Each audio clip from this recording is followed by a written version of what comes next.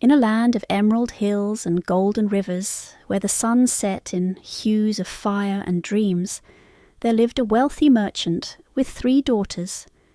The youngest, Beauty, was as gentle as the morning breeze, and as kind as the rippling streams. She found joy not in silk or jewels, but in the wisdom of books and the melody of the wind. One fateful evening the merchant set out on a journey to restore his fortune, which had been lost to cruel tides and treacherous storms. His daughters bade him farewell, each requesting a gift. The eldest wished for a golden necklace, the second for a dress woven with silver threads. But Beauty, with a soft smile, asked only for a single rose, fresh with the scent of dawn. Misfortune followed the merchant like a shadow. His ships, once filled with treasures, had vanished beneath the merciless sea. His purse, once brimming with coins, was now as empty as a beggar's hand. Weary and lost, he wandered through an endless forest where the trees whispered secrets only the wind could understand. As the night deepened, he beheld a magnificent castle, its turrets piercing the sky like fingers of stone. The gates stood open, the halls glowed with candlelight, yet no soul greeted him. Food, warm and rich, adorned the table. A fire burned in the hearth. He called out, but silence was his only answer. Hunger gnawed at him, and he ate. Fatigue weighed upon his limbs, and he slept. At dawn, as he prepared to leave, he beheld a garden of roses, crimson as a lover's blush. Remembering Beauty's request, he plucked one. A roar deep as thunder shattered the morning stillness. The earth trembled beneath his feet as a monstrous figure emerged from the shadows. Clad in darkness, with eyes like embers and claws of steel, the beast towered over the merchant. "You feast at my table, warm yourself by my fire, and now you steal from my garden?" The beast's voice rumbled like a storm. "For this crime you shall die." The merchant, his heart a fluttering bird in a cage of fear, fell to his knees. "Mercy, my lord, this rose was not for me, but for my daughter, Beauty." At the mention of Beauty, the beast paused. A heavy silence hung between them. "You may live," he said at last, "but only if your daughter comes willingly to take your place." With a heart weighed by sorrow, the merchant returned home. Beauty, upon hearing the tale, did not hesitate. "Father, fear not. If my fate is to dwell in the beast's castle, I shall go." And so, beneath a sky heavy with fate, Beauty journeyed to meet her destiny. The castle of the beast was a place of wonders. Enchanted mirrors reflected not only the present, but glimpses of the future. Candles burned without wax, and doors opened with whispered wishes. Yet, for all its magic, it was lonely, a grand prison of silence and sorrow. The beast, though fearsome in form, did not harm her. Each evening he dined with her, speaking in a voice both grave and gentle. He asked of her day, her thoughts, her dreams. Beauty, though wary, found herself answering, drawn not by fear but by curiosity.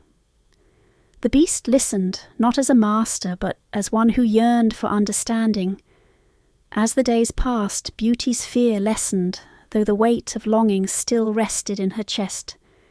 She missed her home, her father, the simple joys of sunlight on her skin. One evening the beast gazed at her with sorrow. "If you wish to return, I shall not stop you, but promise me this. Return in a fortnight, or my heart shall break."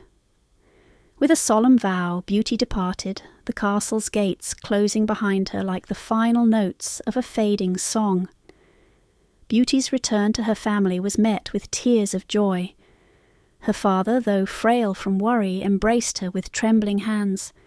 Her sisters, their hearts still ensnared by envy, feigned delight, but whispered spiteful words in the dark. Days passed in a golden blur, filled with laughter, warmth, and the comforting embrace of familiarity. Yet, as each sunset dipped below the horizon, Beauty felt a shadow stretch across her heart, a longing she could not name. The memory of the beast's sorrowful eyes haunted her. The echo of his voice, once monstrous, now felt like a melody lost in the wind. She had promised to return in a fortnight, yet she lingered, ensnared by the illusion of home. One night sleep took her into a dream so vivid it felt more real than waking. She saw the castle, its halls silent and cold. She saw the gardens, once alive with colour, now withered beneath an unseen sorrow. And then she saw him, the beast, lying upon the marble steps, his great form motionless, his breath weak as autumn's final whisper. A cry tore from her lips. No! She awoke with her heart pounding against her ribs. There was no time to hesitate. Wrapping herself in a cloak, she rushed into the night, the wind howling like a mournful ghost. The road was long, the hours stretched into eternity, but nothing, neither exhaustion nor fear, could slow her steps. At last she reached the castle. The gates stood open, the torches unlit. Shadows loomed, stretching long and empty across the floor. She ran through the halls, her voice breaking against the silence. "Beast, where are you?" Then, in the garden, she found him. He lay upon the cold stone, his great body still, his breaths faint as a dying ember.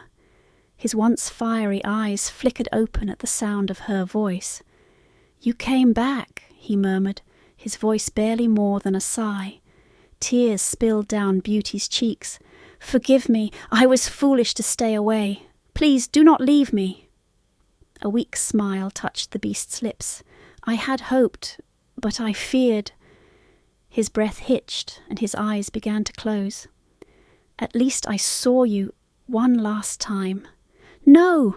Beauty cried. "You will not leave me. I love you." The words hung in the air like a spell woven from truth itself. At that moment the wind stirred, the earth trembled, and the very stars seemed to lean closer. A golden light enveloped the beast, radiant and blinding. Beauty shielded her eyes as the light surged, swirled, then faded into the hush of dawn. When she looked again, the beast was gone. In his place stood a man, tall and noble, with eyes as deep as the ocean and hair like the dark of midnight. He gazed at her with wonder, then with joy. "Beauty," he whispered, stepping forward. She gasped. Who are you?" "I was the beast," he said, taking her hands in his. "Cursed for my past arrogance, doomed to live in that form until someone could love me not for my face, but for my soul."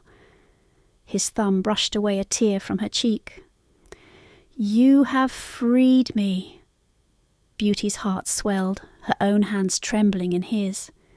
She had loved the beast, not for his form, but for the kindness that lay beneath, and now that kindness shone before her, no longer hidden by shadow. As the sun rose over the castle, gilding the towers in light, the curse was broken. The halls were once again filled with music, the gardens bloomed with new life, and love, true, unyielding love, reigned over all. And so Beauty and her prince lived not just in happiness, but in understanding that true love is not found in appearances, but in the heart that beats beneath.